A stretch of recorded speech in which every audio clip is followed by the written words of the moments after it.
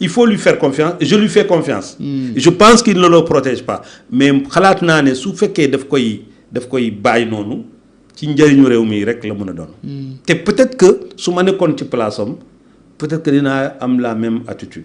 mais boo xamoon li mu xam. voilà su ma xamee li mu xam et cetera. et puis aussi peut-être que ñun on est à l'extérieur peut-être que nous exagérons certaines choses. mais dans tous les cas de figure le président de la République Bassirou Diomaye Diakhar Faye c'est un homme responsable. Je le dis pas parce que je suis avec lui. non yow xam naa voilà et la raison pour laquelle je suis avec lui c'est parce que gis naa ne c'est quelqu'un de responsable. C'est pas quelqu'un qui va avec les émotions d'ailleurs souvent gars yi dañ koy mere en disant da nga yéex mais parce que quelqu'un kuy jël responsabilité très méthodique quoi. Voilà d'où quelqu'un boo xam ne il va se laisser d'ailleurs am na benn phrase bu mu doon wax ne personne ne peut me faire chanter parce que man mun ma je ne sais pas chanter man mun ma woy. par contre paradoxalement d'ailleurs ak li ngay wax am nañu jàpp ne dàq bi mu dàq Ousmane Sonko il a fait sur un coup de tête parce que effectivement il était en plein dialogue consultation ak ay kilifa Ousmane Sonko ñëw perturber loolu mu dàq ko ba mujjee arrêté loolu dem di lijjanti ci gouvernement pendant une dizaine de jours. d'ailleurs non c'était pas un coup de tête. En vérité njiit da ngay am li nga xam ne tu mets des lignes rouges. à ne pas franchir. c'est tout. ok c'est-à-dire que dès lors que nit ki génn na ci ligne rouge boobu rek te nga wax ko. nga ne ko lii bu ko def. ok mu def ko. il faut agir. Oui. Donc loolu c'est dans pas le un coup de feu tête. de l'action quoi. Voilà, c'est pas un coup de tête. C'est-à-dire que action réaction. ok nee naa kenn waroo def lii boo ko defee dama lay dax. Donc loolu je pense c'est pas un coup de tête. ok Maintenant après que ce soit pas prévu parce qu'il n'a pas prévu que le Premier ministre allait à l'Assemblée nationale. Oui, surtout di yàq diggante négociation yi am diggante Sénégal ak FMI. Donc looloo ko tax réagir c'est pas parce que lu mu wax ci moom parce que daana fonds politique yi voilà non du fonds politique xam nga yooyu récit la dañu bëgg wax ne waa fonds politique yi moo tax président de la République réagir déedéet ci lu mu wax diggante Sénégal ak FMI te mu war a encore yàq suñu diggante ak FMI te ñun dañoo soxla FMI looloo tax mu dax ko parce que non seulement du mun a lijjanti dossier boobu mu ko confier pour mu lijjanti ko lu mu gën a gaawee mais mu ngi bugg a xam affaire yi donc loolu tax mu indi ko mais c'est pas du tout parce que def ko wax lu ñaaw. nettali na li ñu waxante ci président de la République nekkul koo xam ne je pense que ma ngi commencé di ko cerner. nekkul koo xam ne c'est parce que da nga ko wax dara lu ñaaw que dina réagir. mais oui parce que dégg na pire que les fonds politiques. Voilà. Il a entendu pire. Sur sa personne. Ouais. te nangu na ko il day muñ. il a fait comme si déggu ko ba ne leen na ngeen ko muñ la sax. yéen waa coalition. tout à fait à l'époque ñu bari dañ doon wax de du ko musa def ay baara yëgoo la et cetera. Donc il y a pas de baara yëgoo du tout le président de la République dafa jël ay responsabilités am et je pense que globalement aussi un pays c'est pas du mathématique donc il y a quelquefois un président de la République. Et tu as des lignes rouges ku ko dépasse ku ko franchir rek nga dal ci kawam c'est ce qui s'est passé. Mais de manière globale c'est pas parce que dañuy wax lu ñaaw président de la République. yàgg nañu ko wax. D'accord donc je fais confiance au président de la République. Alors digganteem ak Ousmane Sonko fan nga ko gis pour beaucoup am na fu muy xaar Ousmane Sonko et c'est parce qu'il est méthodique justement qu'il ne s'empresse pas il prend son temps et am na certainement virage boo xam ne mi ngi ko fay xaar c'est fort possible. Non à part le virage institutionnel te loolu du affaire personnelle c'est sûr qu'à partir du 2 décembre. Il a la pleine attitude. pour dissoudre assemblée tas assemblée mën na ko def. Il a cette possibilité mais je pense que Sénégal instant bi dañu war a bàyyi la dualité Ousmane Sonko Diomaye. Diomaye mooy Sonko mooy Diomaye ça c'était un slogan politique. ñi ko inventé gëmatuñu ko. Donc aujourd'hui le duel ce n'est plus diggante Diomaye ak Sonko le duel c'est entre Diomaye et les problèmes des Sénégalais. Parce que pour man c'est fini Ousmane Sonko il ne fera que wàññi rek ñi ci nekk foofu ay enthousiasme la mais boo xoolee réellement nga xool sondage yi comme nous on regarde les sondages te boo xoolee sondage yi tu sais parfaitement que il est dans une courbe descendante. Et te loolu je pense que le président de la République su defee effort avec son gouvernement di gën a liggéey pour les Sénégalais yi gën a gis ne ay njariñ gouvernement bi, je suis à peu près convaincu boole ci parti bu bees bi ñu war a taxawal mu nekk parti boo xam ne dafa ànd ak askan bi. Parce que le plus souvent aussi, c'est ça la politique. C'est être avec les gens. Situation au Sénégal, nous méti. Et ces populations, ils sentent un engagement du pouvoir et des hommes du pouvoir, des femmes du pouvoir, war nañ mëna surmonter. Mais soxna Fatou, amna dëkk yoo xam ne suñu situation moo gën téeméer yoon seen situation. Waxuma sax dans les États de l'AES, Mali, Burkina, Niger. Est-ce que xam nga ne dëkk bu mel ni Burkina Faso am na excédent commercial. C'est-à-dire lu mu jaay bitim réew moo ëpp lu mu indi ci bitim réew. C'est la première fois dans l'espace que, à part le pays comme la Côte d'Ivoire, que notre pays le fait. Et ren, par exemple en 2025, Burkina Faso moo dépassé sax en termes d'excédent budgétaire la Côte d'Ivoire. Te ñooñu ils sont dans une situation de guerre. Donc problème bi c'est pas forcément que tey yëf yi dina neex mais askan mun na nangu coono su fekkee gis na ne coono boobu jar na ko te su gisee ni ñi nga xam ne ñoom ñoo koy jiite tant sur le plan politique comme sur le plan état gis nañ leen sincérité ci ñoom. gis nañ ne li ñu wax moo nekk ci ñoom ñu ngi sonn ci ñoom ñu ngi nekk ci naaj bi pour ñoom. te loolu bu ñu ko defee rek je pense que ça sera comme un mauvais souvenir dañuy dem élection. gars yi génn avant 10 heures comme on le dit. waa ji gis ne moom ñoratul Sénégalais yi. waaw ça c'est possible mais je pense que il faut qu'on règle les problèmes politiquement c'est-à-dire bañ ci dugal violence bañ ci dugal. loolu la Sénégalais yi gën a ragal. voilà on n'a qu'à y aller doucement bu ñu demee élection et ku nekk def li nga war a def parce que tam c'est pas parce que dañuy xas Ousmane Sonko.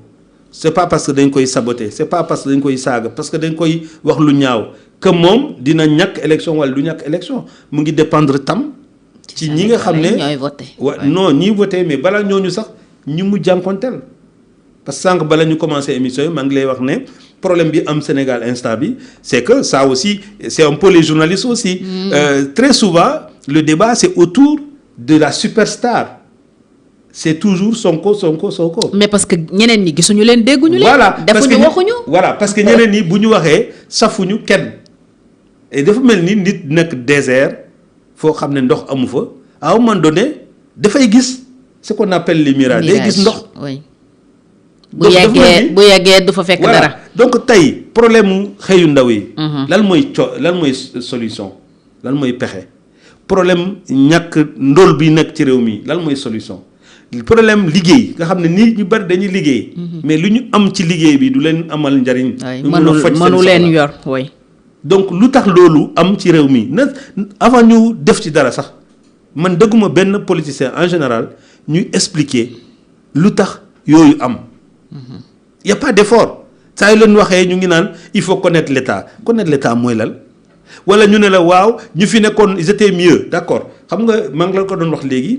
man je ne considère pas j'ai beaucoup de respect pour le président Macky Sall. Oui. Mais je considère pas que Macky Sall def na fii quelque chose d'extraordinaire. On a dit oui def na ay chantier yu bari.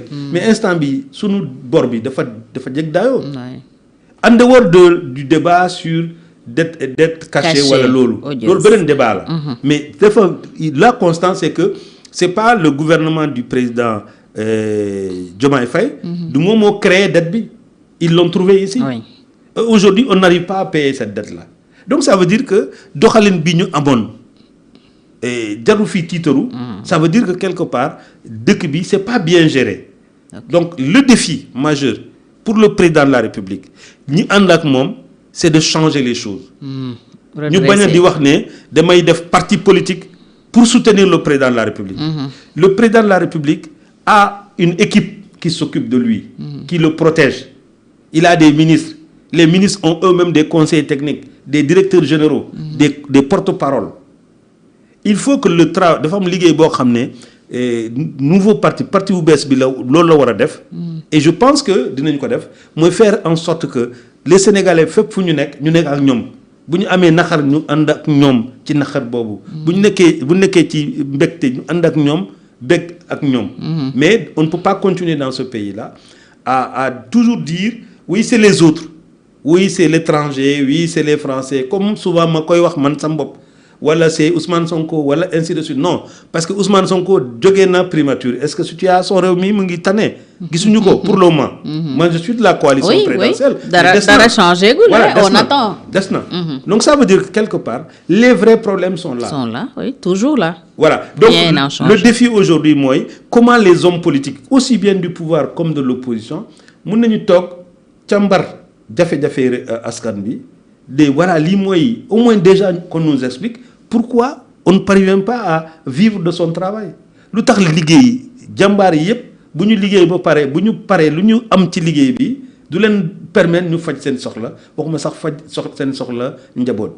Donc c'est ça les vraies questions aujourd'hui et je pense que effectivement am nañu opportunité dans la création du nouveau parti politique que nous allons faire pour que ces questions-là ñu mettre ko de l'avant pour que ce ne soit pas un parti mettre politique. Mettre ko de l'avant aussi mooy attaquer les problèmes commencer indi ay solutions. Je suis d'accord. Nit ñi gis ne ñoo ngi ci lii et c'est possible. Oui. C'est possible.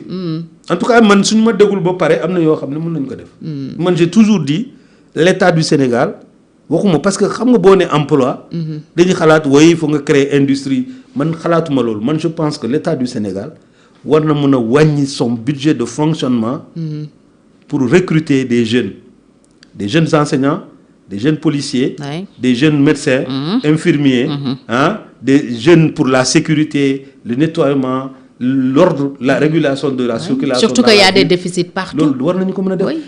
Fépp am déficit. Si le gouvernement du Premier ministre Alamine Lo dégageait suffisamment d'argent pour dire que je vais recruter 150 000 jeunes. Mais loolu exemple là. Mais le privé va suivre. Parce que 150 000 jeunes yooyu su fekkee weer bu dee ku ci nekk yaa ngi gagné 100 000 francs. Mais ça veut dire que 100 000 francs multiplié par 150 000 mais loolu dañu dem di jënd ay produits Sénégal. Donc ça veut dire commerçants yi industrie yi. béykat yi tout le monde verra son. dinañ ko yëg. Voilà les boulangers tout le monde verra que le business ça avance. Mais on ne peut pas rester ici à dire. Oui, il faut faire des sacrifices dañuy war a wàññi subventions yi wala exonération yi. Oui, il faut le faire mais le fonctionnement de l'État man d'accorduma mais nos ministres sont trop gâtés.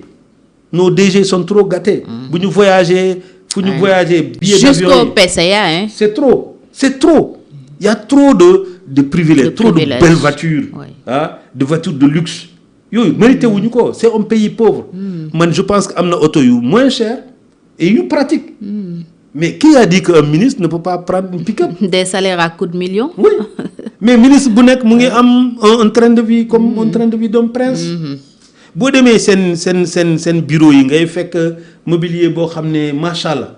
Même ministre français yi man parce que bon léegi voyager tout mais bi ma doon voyager man su ma demee dans les bureaux des ministres. visité naa bureau ministre français. Mais je t'assure, c'est pas le bureau d'un directeur d'école moo gën a luxe. Son bureau à lui. On a vu Taubira aller en conseil des ministres en vélo. Oui. te ñoom à midi alors qu'il était ministre de la justice. à midi dañuy dem ci restaurant. du ministère di yore seen xaalis bopp di fay. di ñëw toog lekk fii boo nekkee ministre mais tu as une dizaine de personnes qui travaillent pour toi. On ne peut pas ça c'est-à-dire que donc train de vie de l'État bi dañ ko war a wàññi bu baax a baax et économie bi ñu def foofu yokk ko ci recrutement des jeunes. déjà État ci boppam moo war a commencer di recruter après léegi day am incidence ci privé bi parce que plus il y aura d'acheteurs plus l'économie va fonctionner. État tam fay bor bi mu amee la entreprise. Voilà, la dette da ko war a def intérieure moom. di sonal. mais am na yoo xam